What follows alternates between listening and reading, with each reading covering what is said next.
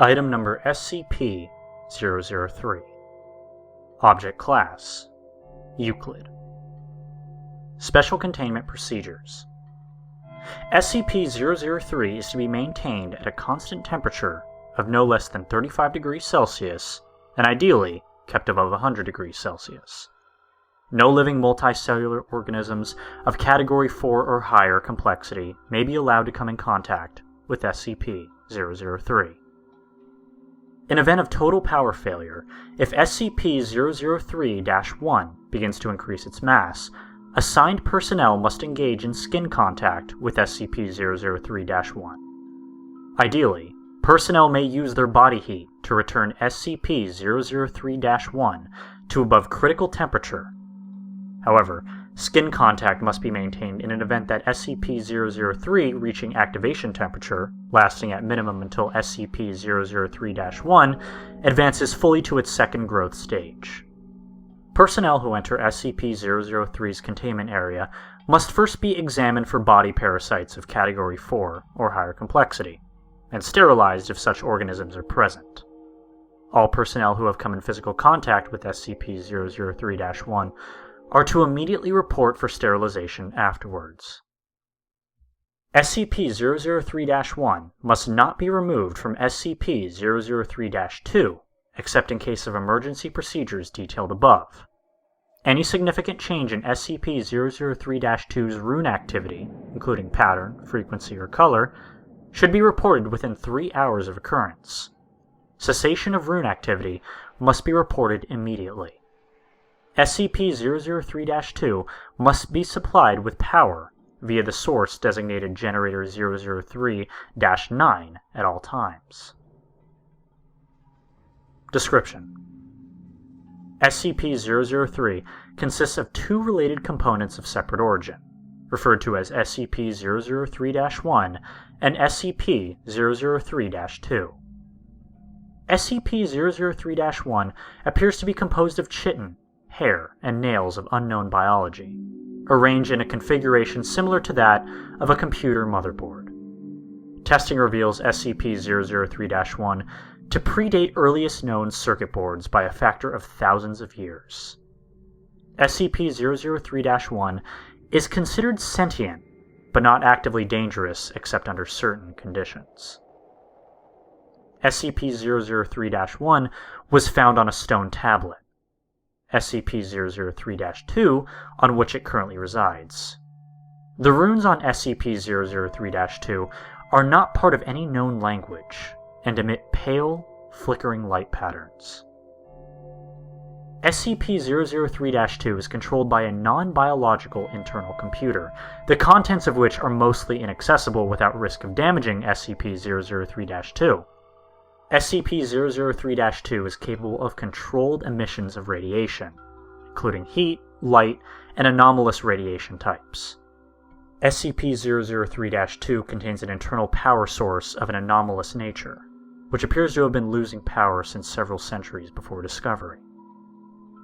It is considered probable that SCP-003-2 was created for the purpose of containing SCP-003-1.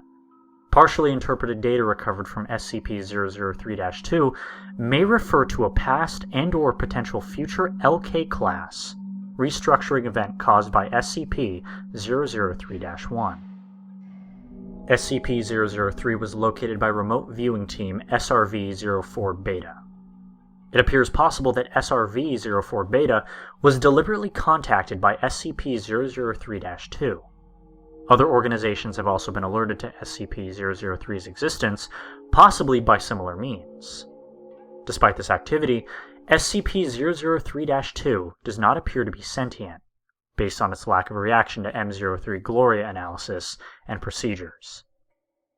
When SCP-003 drops below the temperature of 35 degrees Celsius, both components react. First, SCP-003-1 enters a growth state characterized by an exponential increase in mass.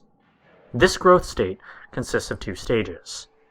In both stages, SCP-003-1 partially fuels its growth by converting matter around it, starting with any surrounding inorganic matter, including atmospheric elements, then non-living organic material, including cells of dead skin, hair, chitin, enamel, keratin, and other biological materials.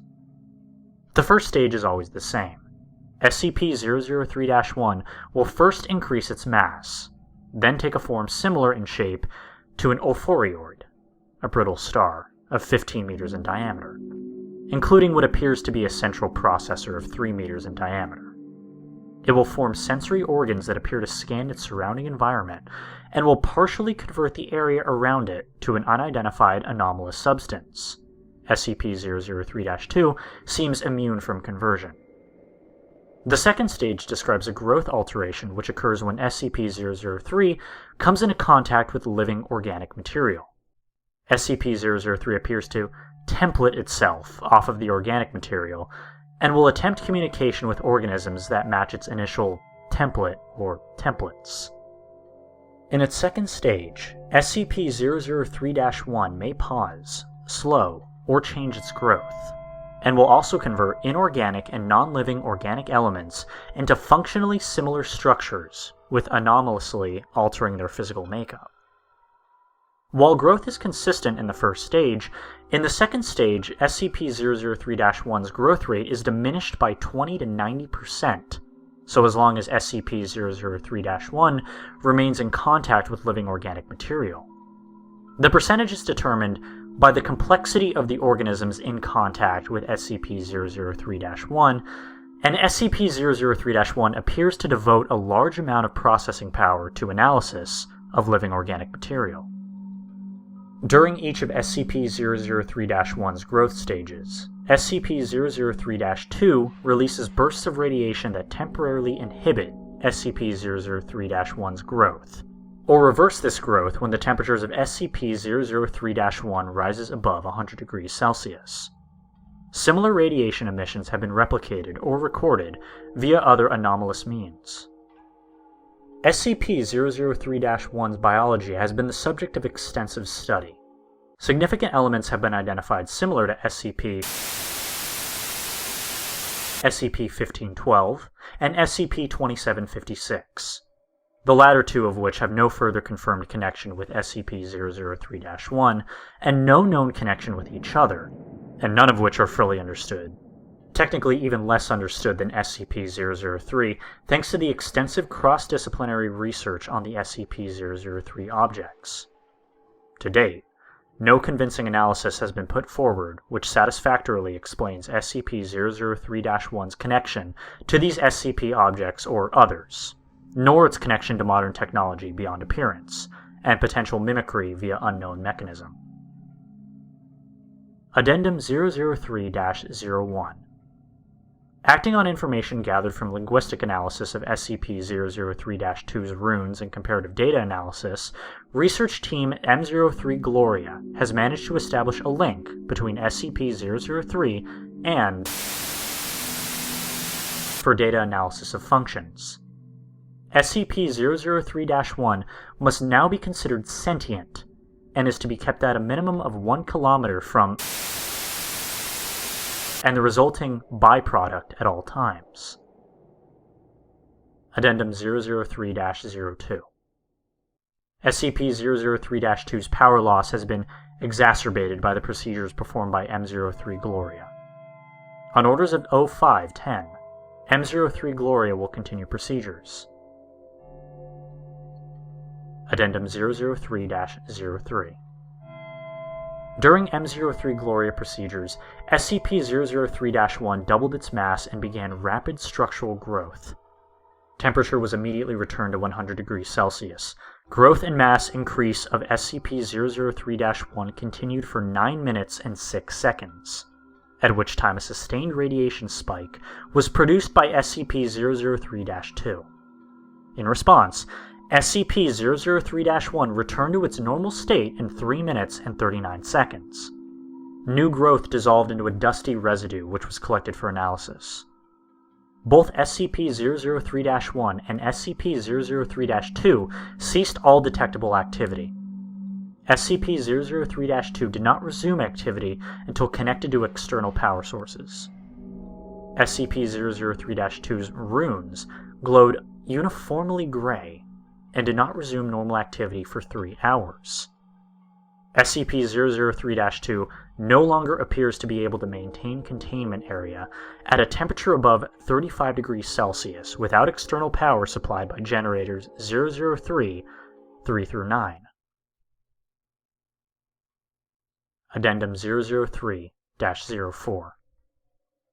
The procedure detailed in Addendum 003-03 was repeated, and SCP-003-1 again entered a growth state.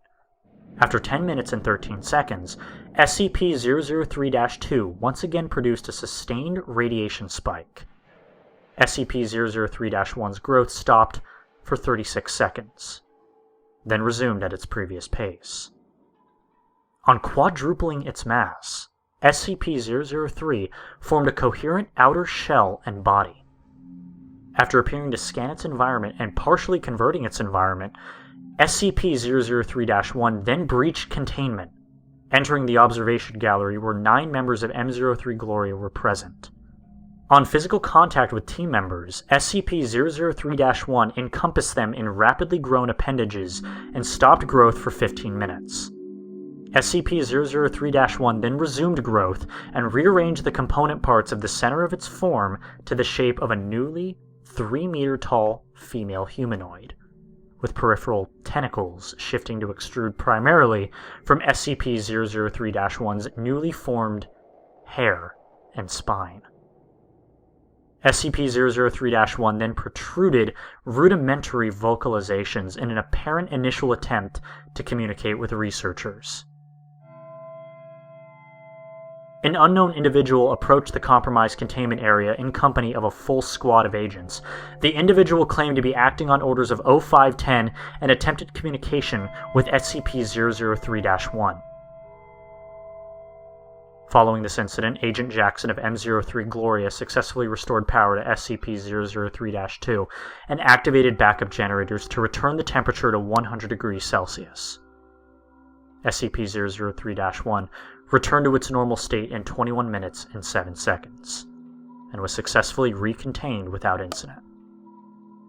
All 9 members of M03 Gloria affected by SCP-003-1 were afterwards found to be physically unharmed, with no residual effects besides psychological trauma.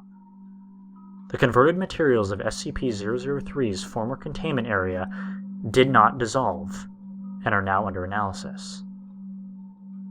Addendum 003-05.